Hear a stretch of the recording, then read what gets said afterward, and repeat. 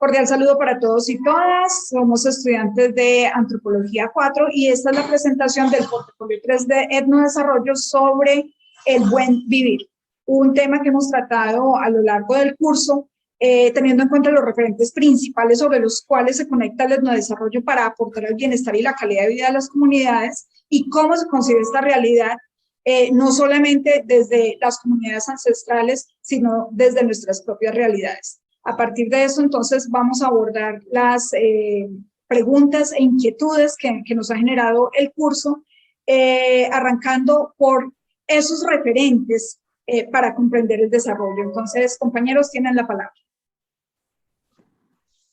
Bueno, yo creo que antes de nombrar el desarrollo, pues, ¿qué entendemos por desarrollo? Porque creo que hay veces tendemos nosotros a hacer similitud entre desarrollo y progreso.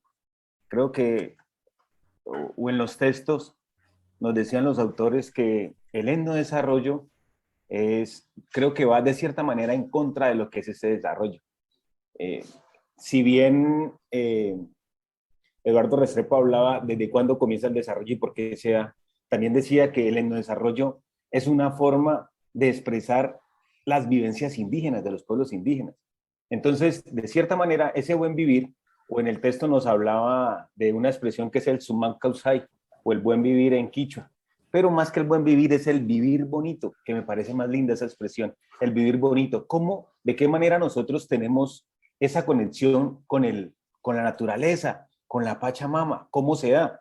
Pero también quería rescatar que en el texto hablan dos maneras o dos formas de ese buen vivir, y en una parte hablaba de la utopía, si es que acaso podemos dejar de un lado la producción de petróleo, y eso va muy de la mano a lo que se está viviendo hoy, que nosotros tenemos elecciones mañana. Entonces, de cierta manera nos lleva, creo que, a crear, a generar un poco de conciencia autorreflexiva, si se puede decir, para mirar eso. Primero, si podemos hacerlo, vivir sin producirlo. Y segundo, ¿de qué manera podemos fortalecer toda la soberanía energética? Si podemos aprovechar todos esos recursos que tenemos. No sé, nosotros tenemos viento, tenemos sol en La Guajira, bueno, en fin. Pero yo creo que con esos dos puntos estratégicos que nos da el autor, yo creo que de ahí se pueden comenzar a derivar las buenas pautas para vivir bien. Creo que le dejaré la palabra a otro compañero. Bueno, yo ingreso. Buenas tardes para todos y todas. Retomando el tema del compañero Nelson y con relación a las lecturas que realizamos y a los videos que vimos en el caso del señor Dusan, a mí realmente me impresionó ver cómo la humanidad, el ser humano, siendo parte, como él presenta, de un contexto de naturaleza, siendo un elemento más, nos empoderamos, ¿cómo se llama eso? Y comenzamos a volvernos como dominadores de la naturaleza y a verla como objeto. Y en este momento que comenzamos a verla como objeto, nos desconectamos y la estamos explotando. Y estoy hablando de nosotros los occidentales. Es ahí cuando escuchaba al Señor, yo lo tuve que escuchar 2 veces, y veía cómo nuestra cultura occidental es tan pobre con relación a nuestras raíces indígenas, o por ejemplo las culturas afrodescendientes, donde ellos están conectados con el territorio y son uno más, son un elemento más, y no está esa superioridad de que yo soy el hombre y poseo, domino, exploto, ¿sí? No. Ellos le dan la importancia a los animales, le dan importancia a la tierra, le dan la importancia al agua, tanto como la tienen ellos, ¿sí? Entonces, a mí me hacía cuestionar, luego sumado a la lectura de Rodríguez y los otros videos, y yo decía, entendía a veces cuando Nelson hacía algunos comentarios, o Carlos, que no está en este grupo, que en su momento yo no los entendía cuando yo les decía, pero es que hay que evolucionar, las comunidades tienen que desarrollarse y tienen que mejorar sus condiciones de vida. Cuando yo estaba leyendo eso, venía a colación ese tema y entendía lo que cuesta el desarrollo, lo que cuesta el progreso, lo que cuesta para la tierra. De pronto, si usted no se ubica en la dimensión de lo que estamos perdiendo, pues no lo comprende. Y yo me preguntaba, ¿será posible que podamos tener etnodesarrollo? O sea, eso es como cuando hablamos de multiculturalidad en Colombia. Son palabras, pero ¿será que se puede llevar a cabo? Porque es muy complicado hablar de desarrollo y tener en cuenta el respeto y el equilibrio tanto con todos los grupos étnicos que se desenvuelven en un territorio como con los recursos naturales, ¿sí? Entonces, con algunas de las lecturas que hablaba del sistema económico que es el capitalismo y que el capitalismo ha sido avasallador y ha tenido gran parte de la responsabilidad de la decadencia de nuestro sistema, de nuestros recursos biológicos, de nuestros recursos ecológicos, yo realmente me replanteaba si es realmente pertinente ese desarrollo y hasta dónde. Ahora bien, con la lectura de Rodríguez, que nos vamos más allá, nos vamos a la evolución tecnológica, ¿sí? Cibernética, de redes como el Internet, nos damos cuenta que más aún nos hemos separado. El hombre va para allá y ella hablaba, vamos a tener un humano diferente y muy lejos del humano de nuestras raíces, ¿sí? Cada vez estamos así. A mí se me venía a la cabeza un mundo como el de Matrix. El homo urbanus que decían allí. Sí, el homo urbanos. Entonces yo ahí decía, creo que sin árboles, sin agua, oscuro.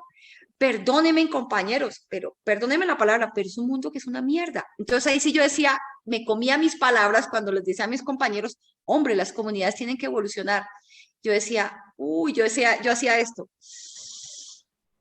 A mí me parece que lo que nos espera es muy triste, porque así podamos nosotros como antropólogos trabajar el etnodesarrollo, lo vamos a trabajar en nuestras carreras, a nuestra manera, pero van a ser pequeñas fracciones, gotitas de agua que realmente van a aportar a que vayamos a ese abismo.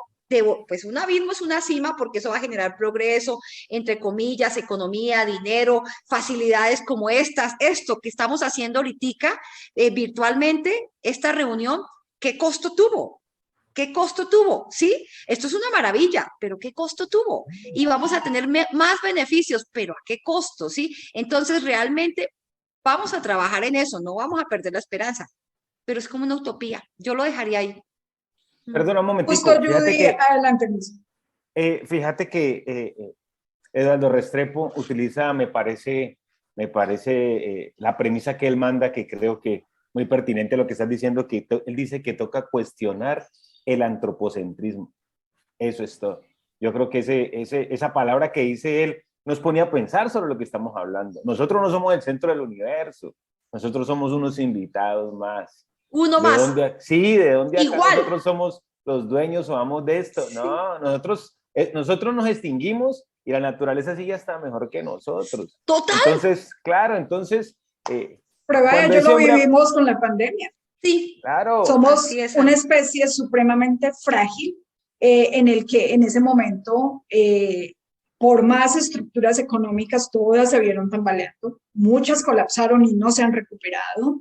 Y miren el espacio o tanto que se ha divulgado, sobre todo en redes, esa recuperación de los espacios por parte de los animales, que se limpiaron los ríos. Entonces, esa es una prueba, la más cercana que hemos tenido y en esta generación que lo tuvimos que vivir, de que nosotros sencillamente, pues, ¿qué estamos haciendo para que esto, lo que decías ahora, evolucione? ¿Qué es evolución? ¿Sí?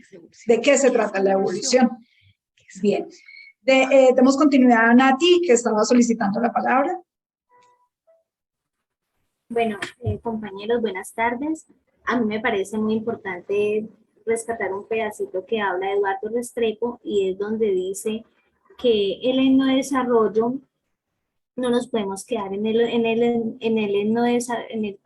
desarrollo, sino que hay que también pensar en el progreso y que el progreso pues es una alternativa al desarrollo, puesto que el desarrollo nos ha dejado muchos flagelos, muchas raíces, ha logrado dejarnos ciertas heridas que son los que paralelamente van enmarcando la destrucción de nuestro país y del planeta entero.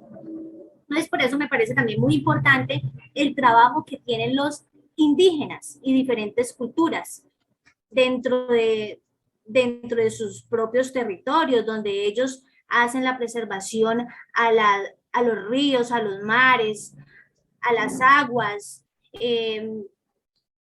y también dentro de sus prácticas ancestrales les enseñan a los niños, a las nuevas generaciones, a la preservación de estos medios naturales, de un espacio geográfico que nos corresponde a todos, pero que debemos actuar en la preservación de él, no quedarnos como con las manos cruzadas, sino que tenemos que dar un aporte de enseñanza. Y también me parece importante rescatar que el señor Aníbal Bubú en Florida Valle ha creado un centro, una escuela donde tiene a todos los niños de esa comunidad. De hecho son indígenas, pero sucede que los están educando, enseñándoles todas unas prácticas ancestrales en preservación y protección de todo el espacio geográfico, que es la protección de la vida misma de todos los seres humanos dentro de este territorio, dentro del planeta. Gracias. Súper. Gracias, Nati. Bien, yo creo que ese punto de Nati nos conecta justo como con la segunda parte de este encuentro tan bonito, y es cómo valoramos el etnodesarrollo desde el enfoque intercultural, ¿no? Ese ejemplo que nos acaba de mencionar, los puntos que trataba Nelson, lo que tú tratabas, Judy, respecto a cómo estamos entendiendo esas relaciones, ¿sí? Y que no somos nosotros, o sea, existen los demás, pero en ese egoísmo que muchas veces nos lleva como a tomar decisiones solo para nosotros, pues también lleva a repensar qué es lo que estamos haciendo o cómo nos estamos perfilando desde el quehacer antropológico respecto a estas prácticas, a estos proyectos, a estos programas enfocados a etnodesarrollo. Entonces, podemos dar continuidad por esa parte. Nelson tenía algo al respecto. Bueno, póngale cuidado. Resulta que en el texto que hablan los cofanes, ellos comienzan a hacer una investigación sobre su territorio bajo unas preguntas. Y resulta que ellos dicen, ¿qué es la historia y para qué sirve? ¿Qué pasa con los que no reconocen o no saben de su historia? ¿Cuál es nuestro origen? Dicen ellos. ¿Quiénes somos nosotros y de dónde venimos? ¿Qué teníamos, qué tenemos y qué hemos perdido? ¿Y por qué y para qué se debe recuperar? Yo creo que esas preguntas ponen en el contexto lo que en realidad es el etnodesarrollo, con el estudio que hace esta gente. Yo hablo de los cofanes, alguna vez el compañero Francisco hablaba del Valle del Sibundoy y todo el Festival del Perdún. Ellos son los que hacen eso. Pero resulta que, conociendo yo los Misak, ellos son los famosos hijos del agua, el sueño y la palabra, el famoso Piurek, yo creo que ustedes lo conocen, porque ellos andan de azul. Ellos son casi todo de azul. Y cuando usted les pregunta por qué visten de azul, ellos dicen porque ese es el reflejo del universo azul. Usted le ve la pandereta o el sombrero y para ellos todo es redondo, porque dice que si hay comida, hay minga, hay comida, hay educación, todo va en círculo. Eso es el buen vivir. Entonces ellos dijeron, venga, nosotros tenemos que vivir bien. ¿Cómo vivimos bien? Pues guardando nuestras creencias, viviendo espiritualmente.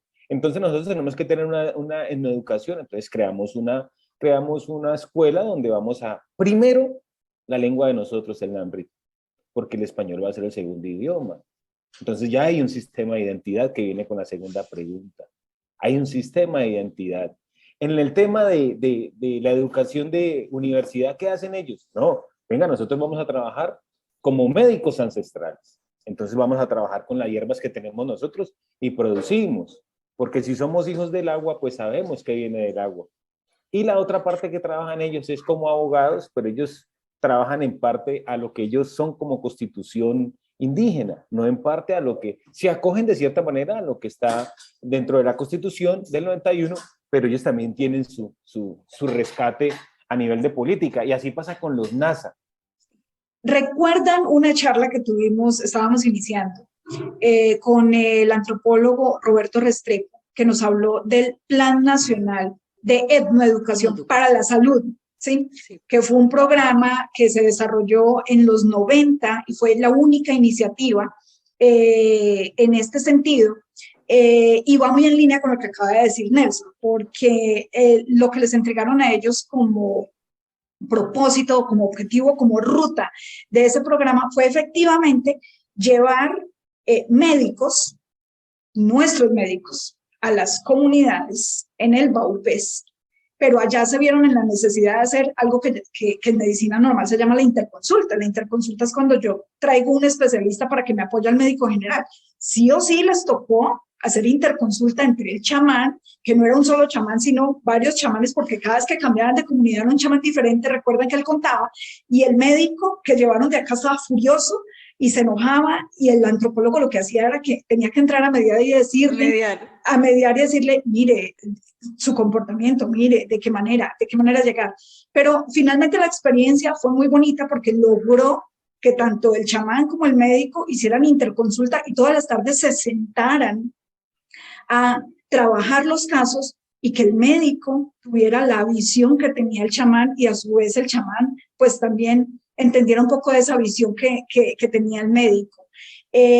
Ahí quisiera hacer referencia al tema de la intervención nuestra. Bueno, intervención es una palabra un poco desacertada para esto, como nuestra participación más bien en este sentido, y es para quién producimos estos programas, para quién los desarrollamos, y si de alguna manera estos planes de desarrollo, estos planes de etnodesarrollo, no le están creando unas nuevas necesidades a las comunidades cuando realmente de pronto no tenían esa necesidad. Y se está creando algún sentido de paternalismo también, ¿no? Porque es muy duro, finalmente, cuando estos programas que se llevan y se vuelven exitosos, el Estado dice sencillamente, usted se está gastando mucha plata, no siga. Después yo me tengo que desarraigar de la comunidad, y si la comunidad ya contaba con chamán y contaba con médico, pues van a decir, me hace falta el médico, pero le hizo falta el médico antes. Se le está creando una necesidad a través de los programas de etnodesarrollo. Creo que es una pregunta pues como que nos podemos hacer desde el campo disciplinar. Si nosotros queremos ser parte activa en este etnodesarrollo, tenemos que empezar por nosotros mismos con un autoconocimiento. ¿Quiénes somos? Y quiénes somos no solamente internamente, sino en qué territorio estamos, quiénes lo habitaron, cuáles eran sus saberes ancestrales y cómo yo desde mi contexto puedo reconocer esos saberes y aplicar a mi vida, a mi identidad. Sí, eso es como recuperar esa identidad y parte de la cultura que hemos perdido, ¿sí? Entonces a mí me generó esa reflexión. Yo los invitaría a todos y a todas a generar como esa introspección y retomar lo que podamos para aplicarlo en nuestra vida y tener acciones pequeñas, tanto como futuros antropólogos como simplemente habitantes de este contexto, siendo muy conscientes y que somos parte de un todo. Yo dejaría por ahí, Alejita, gracias.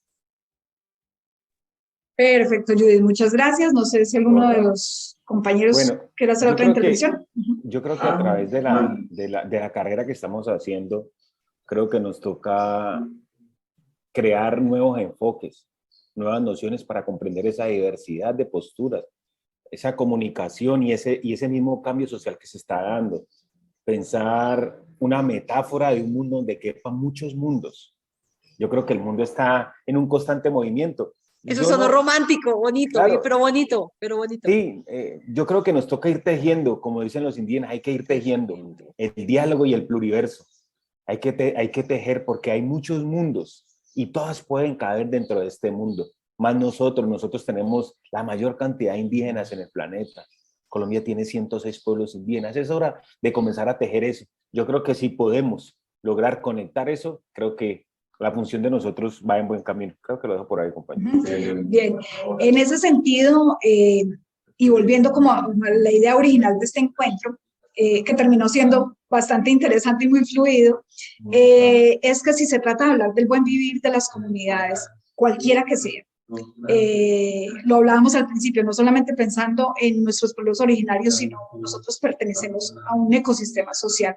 Este referente a, pues tenemos que comprenderlo, como decía León, como un nuevo paradigma del siglo XXI que permita ver y organizar la vida desde las otras dinámicas. Necesariamente tendrá que ser así, ¿sí? La única manera como de conectar de volver esa mirada a esas otras prácticas que nos enseñan tanto, como lo decía el compañero Nelson hace un momento, como lo decía Judinat, y en las que definitivamente pues tenemos muchísimo por aprender. Tenemos muchísimo por introspectar también, ¿no? Y que son las que nos han generado muchas brechas entre lo que denominan desarrollo o desarrollado y subdesarrollado, ¿no? Eso es lo que más brechas nos ha generado, aparte de la desconexión con la naturaleza. No sé si tengan un aporte para terminar y cerrar esta charla. Muy bien, aquí Alejita ya. Bien, entonces damos por terminado el encuentro. Agradecer a todos y todas la participación y los aportes tan interesantes. Esperamos pues entonces retomarlo y dar continuidad a este tema tan interesante. Muchas gracias a todos y todas. Muchas gracias.